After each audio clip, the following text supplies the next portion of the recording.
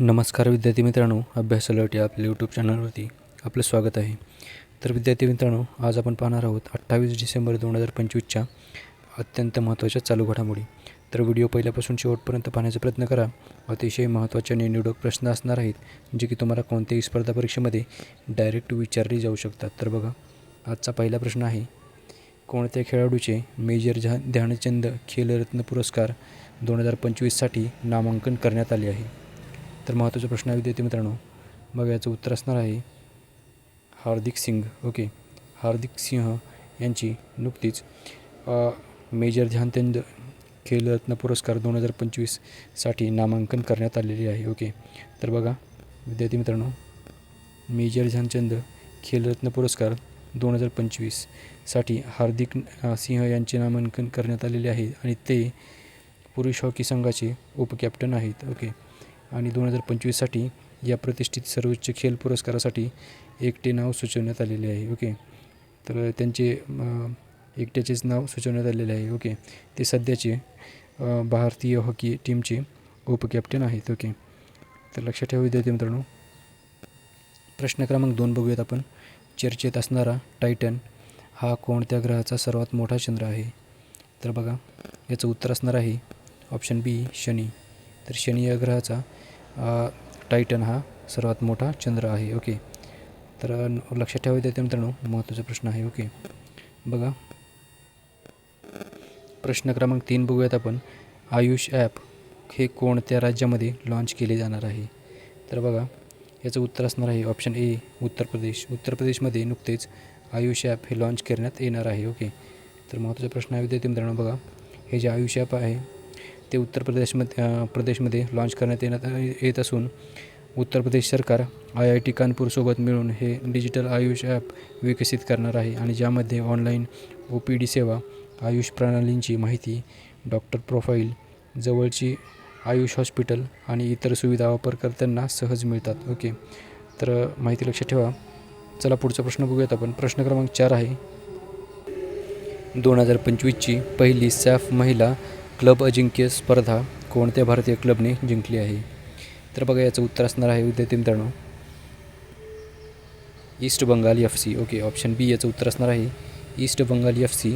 या टीमने 2025ची सॅफ महिला क्लब अजिंक्य स्पर्धा जिंकलेली आहे. तर बघा विद्यार्थी मित्रांनो, 2025ची सॅफ महिला अजिंक्य स्पर्धा ही सॅफ वुमन्स क्लब चॅम्पियनशिप 2025 जी आहे ती भारतीय club East Bengal FC women या टीमने जिंकलेली आहे. तर हे मार्केट इतिहास येथील म्हणजेच बघा, ही जी टीम आहे ती सॅफ महिला क्लब स्पर्धेचे अजिंक्यपद आहे. ते अंतिम सामन्यामध्ये नेपाळच्या APF FCला 3-0ने हरवून चषक जिंकलेले आहे. तर लक्षात ठेवा विद्यार्थी मित्रांनो माहिती. चला पुढचा प्रश्न बघूयात आपण. प्रश्न क्रमांक 5 बघूयात आपण. More from less for more हे पुस्तक कोणी लिहिले आहे? बघा, त्यांचं नाव आहे ऑप्शन सी म्हणजेच वरीलपैकी दोन्ही, सुशील बोर्डे आणि रघुनाथ माशेलकर या दोघांनी लेस फॉर मोर हे पुस्तक लिहिले आहे. तर लक्षात ठेवा विद्यार्थी मित्रांनो. चला पुढचा प्रश्न आहे. प्रश्न क्रमांक 6 बघा, खालीलपैकी कोणाला मरणोत्तर विज्ञानरत्न पुरस्कार प्रदान करण्यात आलेला आहे? तर बघा, महत्त्वाचा प्रश्न आहे विद्यार्थी मित्रांनो. बघा, याचं उत्तर असणार आहे ऑप्शन डी, जयंत नारळीकर. तर नुकताच जयंती नारळीकर यांना 2025 सालचा मरणोत्तर विज्ञानरत्न पुरस्कार प्रदान करण्यात आलेला आहे. तर बघा विद्यार्थी मित्रांनो,